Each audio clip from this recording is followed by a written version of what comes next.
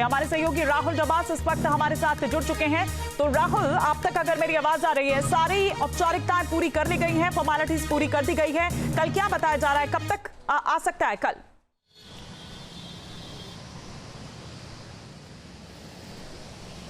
देखिए, ये मान के चलिए कि आज देर रात से लेकर के और कल सुबह के बीच में तहव्वुर राणा दिल्ली पहुंच जाएगा और गृह मंत्रालय ने भारत पहुंचने के बाद उसके पूरे के प्लान को गुप्त रखा है। यहाँ तक कि दिल्ली के तिहाड़ जेल से लेकर के मुंबई की स्पेशल जेल तक को उस लिहाज से तैयार रखा गया है कि जहाँ पर तहव्वुर राणा को रखा जाए। यानी दिल्ली से लेकर मुंबई तक तैयारी है। किस पल किस तरीके से लाया जाएगा ये अभी तक तय नहीं है, लेकिन जो सबसे पहले फ्लाइट होगी वो दिल्ली पहुंचेगी, जो सूत्र हमें बता रहे हैं। ये पूरा साल भारत के खासतौर पर तहव्वुर राणा के प्रत्यार्पण को लेकर के बेहद महत्वपूर्ण रहा है, क्योंकि जनवरी के महीने में सुप्रीम कोर्ट अमेरिका की तरफ से कहा गया, फेडरल सुप्रीम कोर्ट ने कहा कि प्रत्यार्पण किया जा सकता है।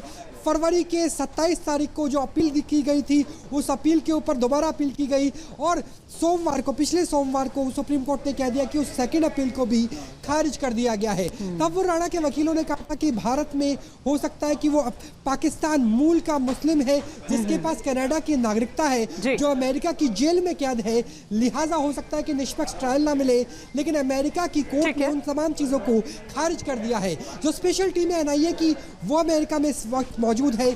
जो कागजी कार्रवाई है पूरा हो चुका है, ब्लूप्रिंट पूरी तरह से तैयार है और खुद गृह मंत्री अमित शाह भी जम्मू कश्मीर से दिल्ली पहुंच चुके हैं और वो भी इस पूरे मामले पर नजर बनाए हुए हैं। निश्चित रूप से आपने जो एक पूरा सफर बता दिया है, यहाँ पर कितना लंबा ये इंतजार रहा और जाहिर तौर पर ये एक बड़ी कामयाबी यहाँ पर भारत के लिए, क्योंकि कोशिशें तो यहाँ पर तहव्वुर राणा की तरफ से भी बहुत हुई थी लेकिन वो नहीं हो पाई। लेकिन आप जो बता रखे हैं दिल्ली से लेकर मुंबई तक, तो क्या तैयारी आप देख रहे हैं राहुल? और अगर दिल्ली लाया जाएगा तो फिर क्या तमाम चीजें यहाँ पर होंगी, क्योंकि वो फॉर्मेलिटीज यहाँ पर भी पूरी की जाएंगी?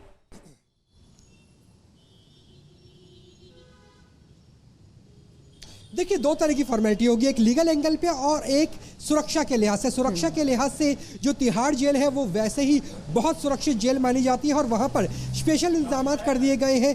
तहव्वुर राणा को अगर दिल्ली में रखा जाता तो उसके लिहाज से, लीगल के लिहाज से बात करें तो पहले ही जब एनआईए की टीम इससे पहले कई बार गई थी, सीबीआई क्योंकि नोडल एजेंसी है, जब भी कोई प्रत्यार्पण करना होता है, रेड कॉर्नर नोटिस भेजना होता है, इंटरपोल से बात करनी होती है, तो वहाँ भी तमाम तरह के सबूत है। 26/11/2008 का जो मामला है उसमें तहव्वुर राणा मुख्य आरोपी है और उसके साथ ही डेविड कोडमेल हेडली भी था। और हेडली सर्वे के लिए जो आया था दिल्ली में, मुंबई में, और मुंबई में जो फोटोग्राफ्स भेजे थे वो तहव्वुर राणा के पास भेजे थे। तो पूरा ट्रायल के लिए पूरा लीगल फ्रेमवर्क तैयार है।